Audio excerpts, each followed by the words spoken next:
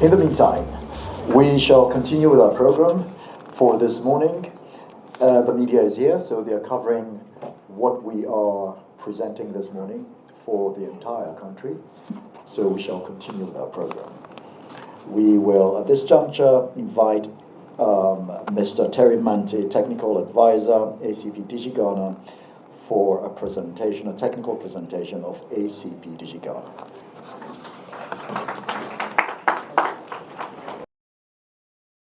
Hello, good morning. I'm going to run you through a summary of everything we've done. Well, not really a summary, but I'll be very brief. So my presentation is going to cover two main themes. I'll talk to you about the product components, and then I'll talk to you about the outcomes. Then after that, I'll show you a video, a short video that talks about everything we've done. So you get a complete picture of all the things that we've done so far. So this project has had three main components, and you've heard some inferences being made in the speeches that have gone on earlier. So we did nationwide in-person workshops, and then we also did some virtual sessions as well, and then we did some mentorship and coaching, and we had some mentorship and coaching encounters.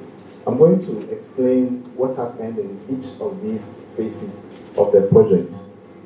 So let's talk about the in-person workshops. So as has been said earlier, we traveled across the country. We did 8 regions in Ghana. So we did Accra, and when I say region, I mean region. I've only mentioned the cities there as a focal point for every region we went to. So if we talk about Accra, we are talking about all the cities and towns in Greater Accra region. So we had people from Tema and other places coming. Takrady was for Western region and Western North region. So we put them together, and we had businesses coming from all across these two regions. Cape Coast was for Central region, O is for Volta region, and Oti region. And then Tamale is for all the regions in the northern parts of Ghana.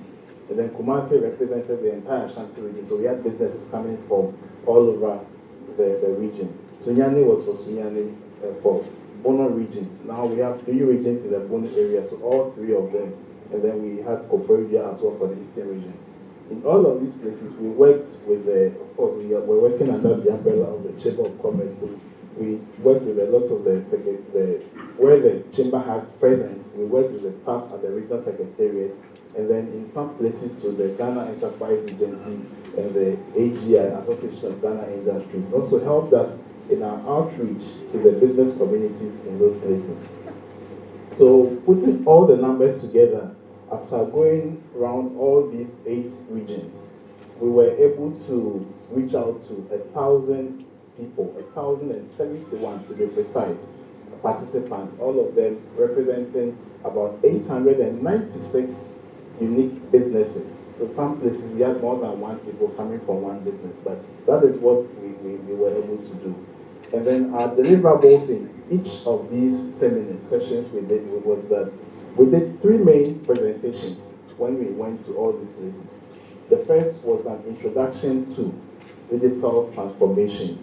What we sought to do with that particular presentation was actually really to make the case for why small businesses need to embrace digitization. Because sometimes when we talk about using technology for business, we seem to think that you have to really be a big business before you can use technology, because people are thinking in terms of ERP and all of that. But we thought that no, technology is within everybody's reach. We have to make the case, and we also have to show some of the pillars and factors that are driving the digital economy, which we cannot escape. So whether you are in Ghana or wherever, whether you embrace it or not, technology is having an effect on your business. Because if I can sit in Accra and order for something in the UK, which can be delivered to me within a few days, then it means that your business is in trouble. You are whether you are a small business or a big, your competitors are not just businesses in Ghana or in your city. So we have to really make the case so that these businesses embrace. So we did that. The second one presentation we did was to introduce a lot of the participants to social media, because we thought that social media is one thing that has really become very popular in our country, and many people were aware of a lot of the social media platforms. What we found was missing. Well, before we went on, we did a needs assessment survey. So what we found was missing was that a lot of people knew about the social media platforms. Almost everybody had a WhatsApp account. Many people had Facebook accounts. Some even had Facebook pages for their businesses. But they had not maximized, or they don't know how to use it to enhance their businesses. And so we sought to do that. And then the other thing we did, which really was a big thing for us, because we didn't just want to go and talk to them and leave. So we focused on helping each of the businesses develop a digital transformation plan. We spent a lot of time on that when we went, but all of these we did in one day per location.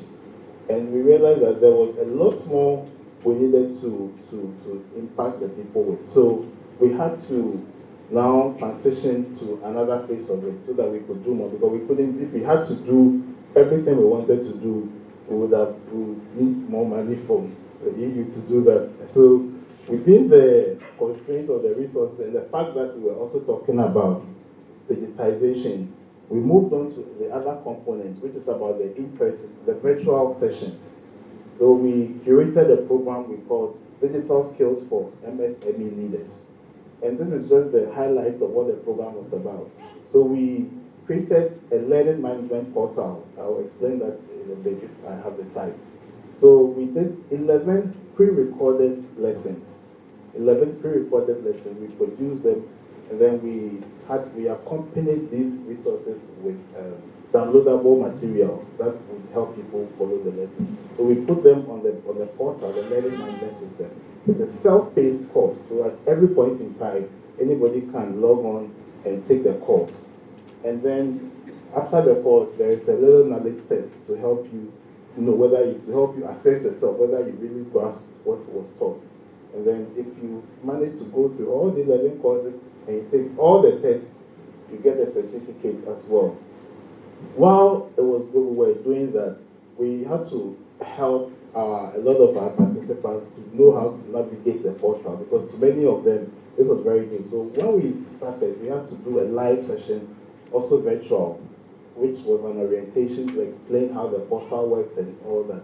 Then along the line, in the middle of the program somewhere, we had to take a pause, do another live session to find out what the difficulties and challenges were, so that we could address them, and then we did that.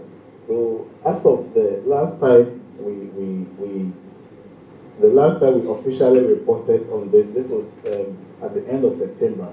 So that's when we actively ended that part of the project. But the portal is still running, and at every point in time, people can sign up. As of that time, we had over 400 people who had signed up on the portal, and then another 183 people who had actually taken the course. Some have completed, some are still trying to complete, but within the 183, of which 96 are women, which is a little bit more than half. We are usually excited when we see things like that. That's how we are excited.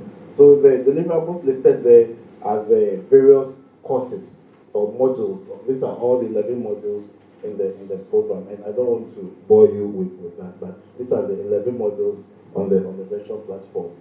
Then beyond that, we also did the mentorship and coaching intervention, which was a blend of both personal, tailor-made coaching for the interested participants. So we made an open call, and then we asked those who felt they needed extra one-on-one some hand-holding to be able to do that. So during this process, what we sought to do was to help all the participants who needed help to fine-tune and complete the digital transformation plan they started working on when we did the in-person workshops.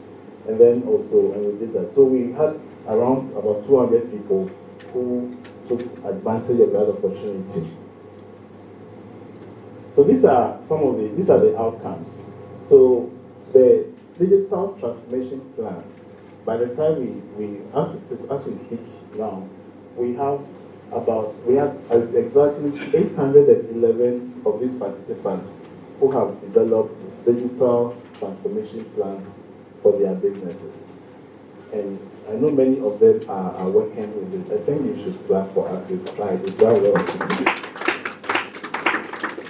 And then also apart from that, so within the digital transformation plan, they talk about different digital tools and platforms they want to use to enhance their business. And as we monitor, we notice that 4 main tools have been embraced and are being used by different people. So e-commerce and online sales is one, electronic payment systems, which includes mobile money. In fact, I was shocked to find that many people had personal mobile money wallets, but somehow it was not an integral part of their business. So you can go to a shop or somebody's shop and you want to buy something and the person says, I don't have change. And so you have to go away. Meanwhile, you could ask, you can do Momo to pay and all that. So this really helped, and a lot of the businesses are now using mobile money and other digital payments as an integral part of managing their business transactions.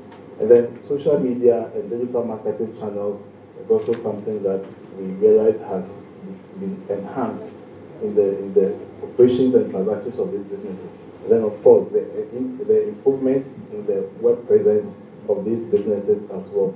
Then enhance visibility online, and then increase efficiency in the business operations. But we notice that if you are adopting technology or you are trying to digitize your business operations, the technology is coming to digitize the system you have in place.